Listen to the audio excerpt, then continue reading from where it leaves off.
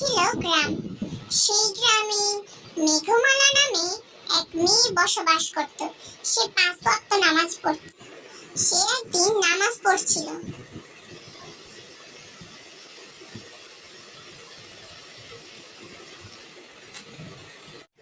সে একদিন দোয়া করছিল নামাজে বসে, হে আল্লাহ, তুমি কি না পারো আমার হারিয়ে যাওয়া সন্তানটাকে ফিরিয়ে দাও। ছোটবেলায় যে আমাদের গ্রামে বন্যা হয়েছিল, সেই বন্যা থেকে ওকে বাঁচাতে একটা ডিশের মধ্যে পড়ে ওকে বাসিয়ে দিয়েছিলাম একটা শহরে।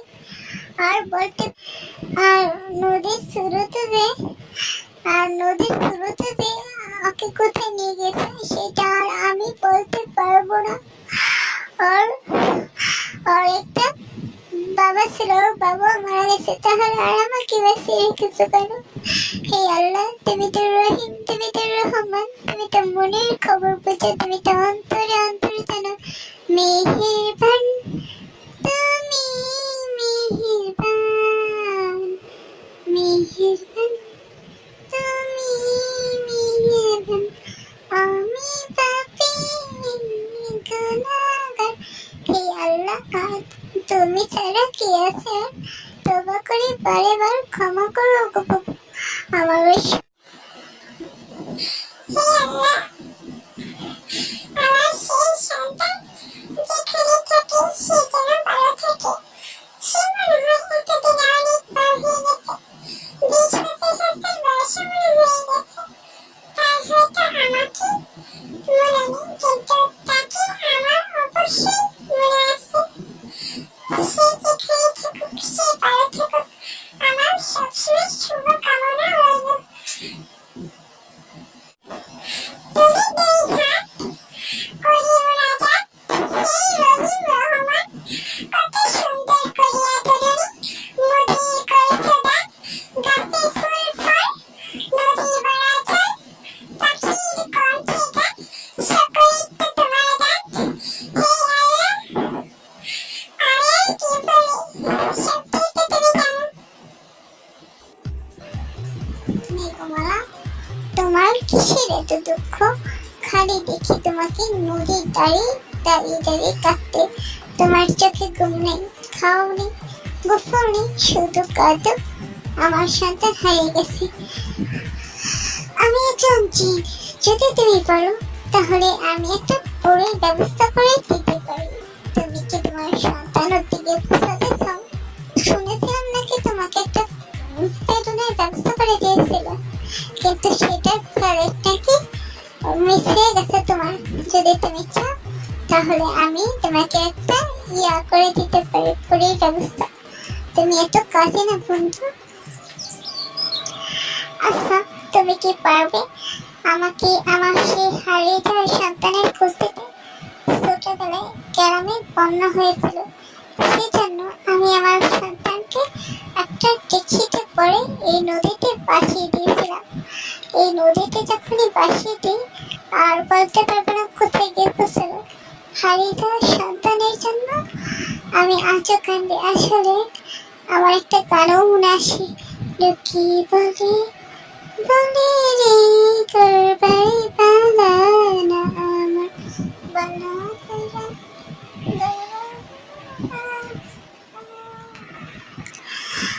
মেঘমালা, আমি পড়ি তোমাকে দিতে পারি একটা গাড়ি, কিন্তু একটা শর্ত আছে। আমার পছন্দ মতো আমাকে একটা গান শোনাতে হবে। সেই গানটা হচ্ছে, তোমাকে একটা শুনে দিই, আমাদের দেশটা স্বপ্ন পড়ি। এই গানটাকে তুমি পারো সাথী মুদির ফুল করে? এই গানটা যদি আমাকে শোনাতে পারো তাহলে আমার তরফ থেকে তোমাকে একটা গাড়ি দিতে পারি। বুঝেছো? কত কষ্টের পর আমি আমার ছেলের কাছে গিয়ে পৌঁছতে পারছি।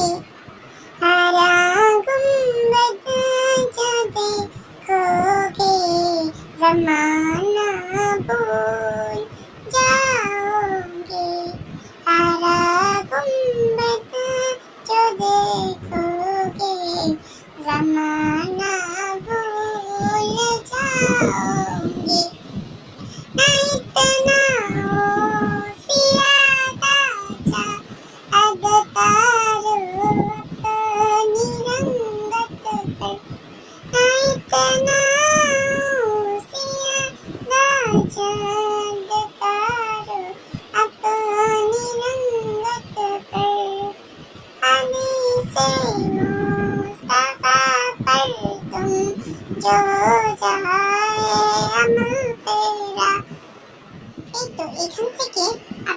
বাসা দেখা যাচ্ছে।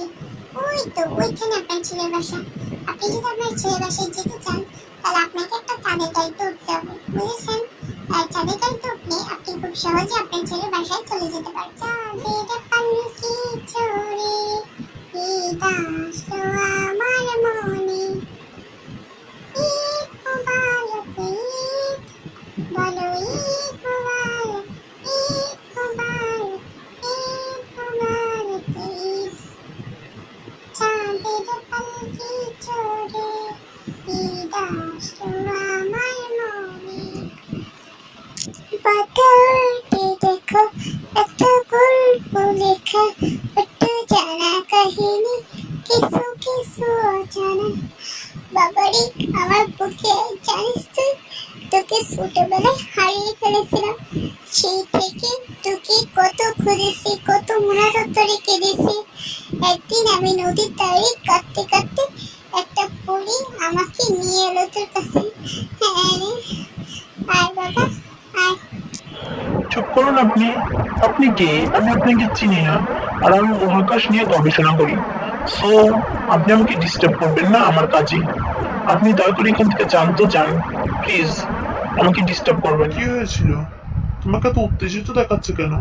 মনে হচ্ছে তুমি কোনো টেনশনে আছো, বা তোমার মুখ দেখে মনে হচ্ছে তুমি কিছু ভাবছো। আমাকে বলো তোমার কি হয়েছে। আরে স্যার, কোথা থেকে যেন একটা ভিখারি ঠিকায় একটা মহিলা এসে কি বলছে, আমাকে নিজের ছেলে দাবি করছে। কে কি বলছে যে আয় বাবা আমার বুকে আয়।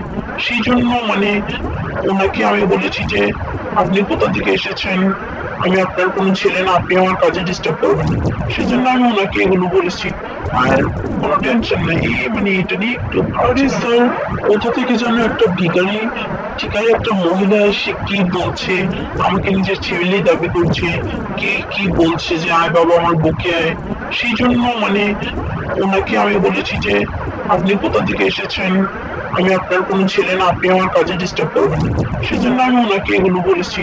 আর কোনো টেনশন নেই, এটা নিয়ে একটু আরে স্যার, কোথা থেকে যেন একটা ভিখারি ঠিকায় একটা মহিলা এসে কি বলছে, আমাকে নিজের ছেলে দাবি করছে। কে কি বলছে যে আয় বাবা আমার বুকে আয়।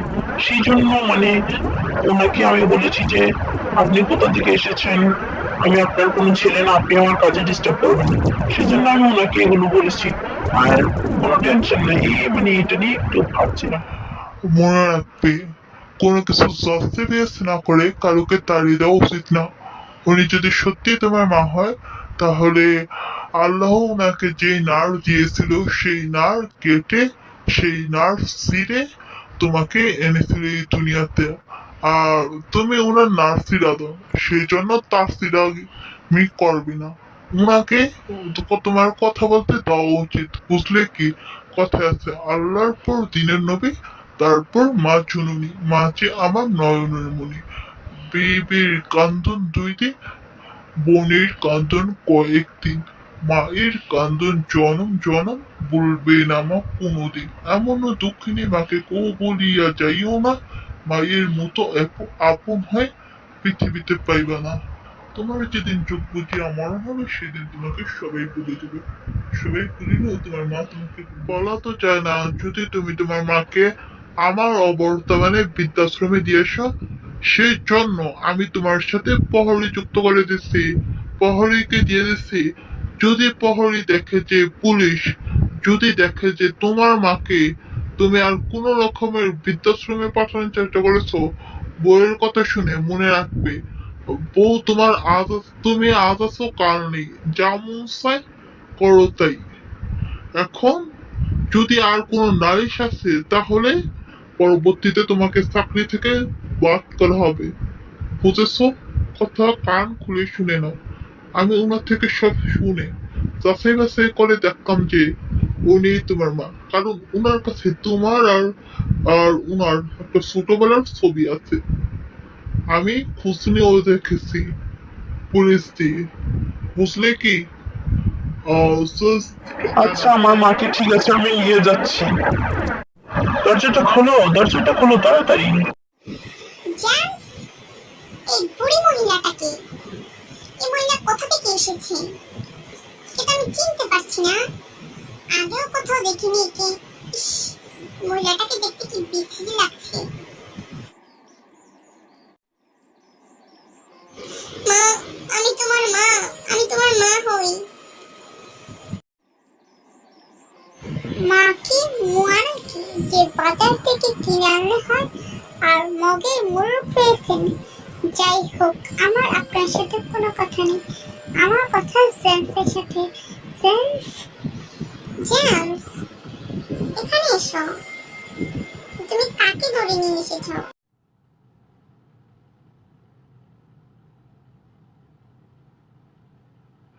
আরে রাগ করো না, ওকে বসের সাথে করে নিয়ে এসেছে। কোথা থেকে এসে আমাকে নিজের ছেলে দাবি করছে। পুকে বাবা, তারপর স্যার নাকি আর ধর্ম নিবন্ধন, তারপর আমার আইডেন্টি কার্ড, ওনার একটা ছবি, সব নাকি মিলিয়ে রেখেছে। এমনকি প্লাস উনি কোন গ্রামে থাকেন সেটাও নাকি মিলিয়ে রেখেছে। এখন তুমি বলো কি করার ইমা। আর বেশি যদি কথা বলতে চাও তাহলে স্যার আমার চাকরিটা এভাবে কচমচ করে খেয়ে দেবে। তখন কেমন লাগবে ইমা? ও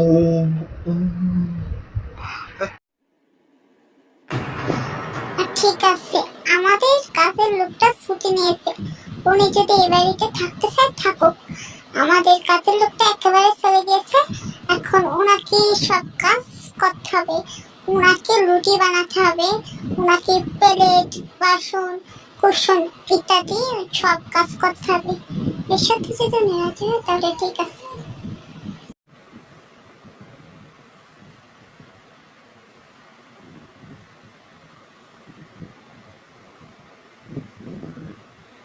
তারপর মেঘমালাকে কাজ করতে পাঠানো হয়।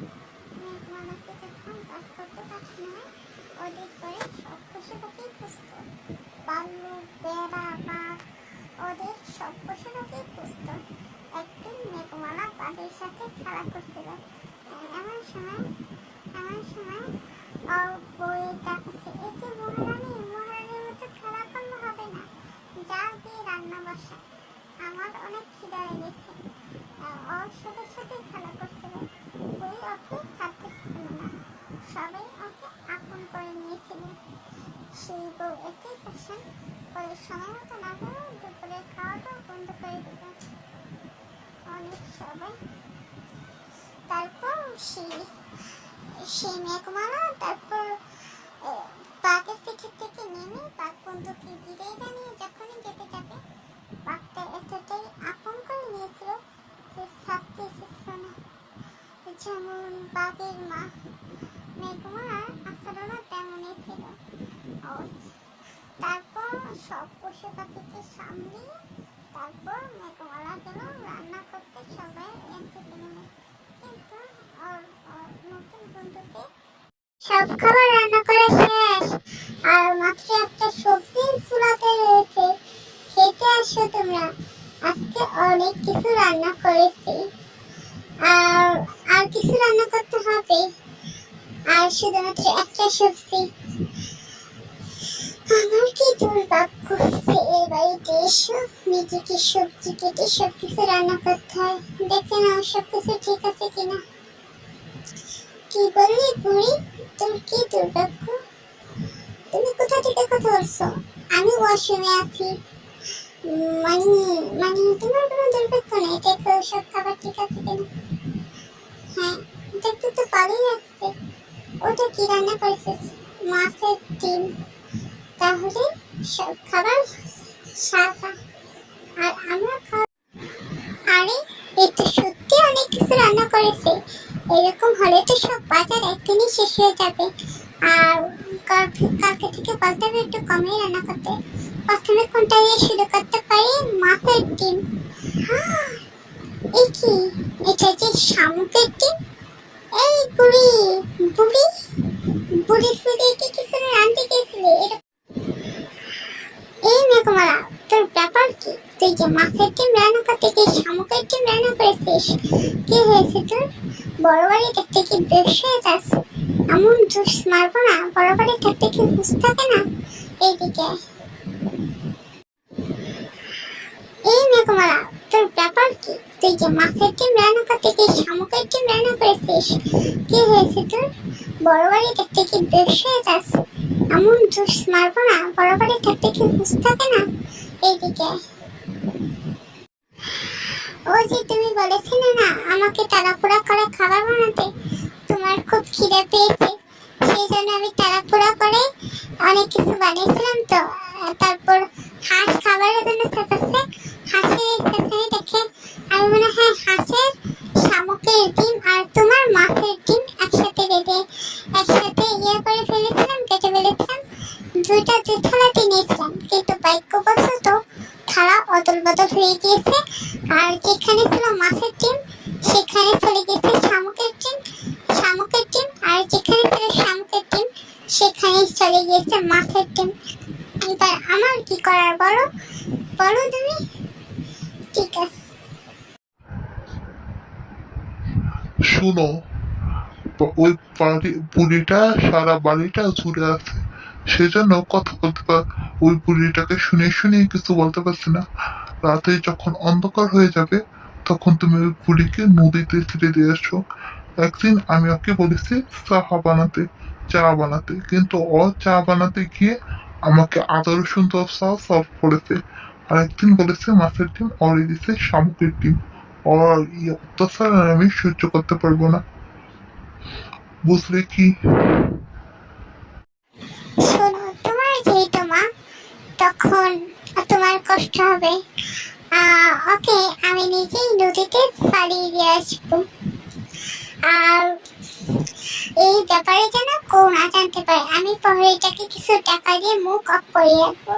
কিন্তু নদীর ধারে গিয়ে কি হবে? মেয়েটা কি নিজের মাকে ফালাবে নাকি শাশুড়িকে ফালাবে, সেটা জানতে হলে কমেন্টে জানান। আর ভিডিওটি ভালো লাগলে লাইক, কমেন্ট, সাবস্ক্রাইব করে রাখবেন আমাদের চ্যানেলটি। পরবর্তীতে এমন করে ভিডিও ছাড়ার আগে আপনারা পেয়ে যাবেন।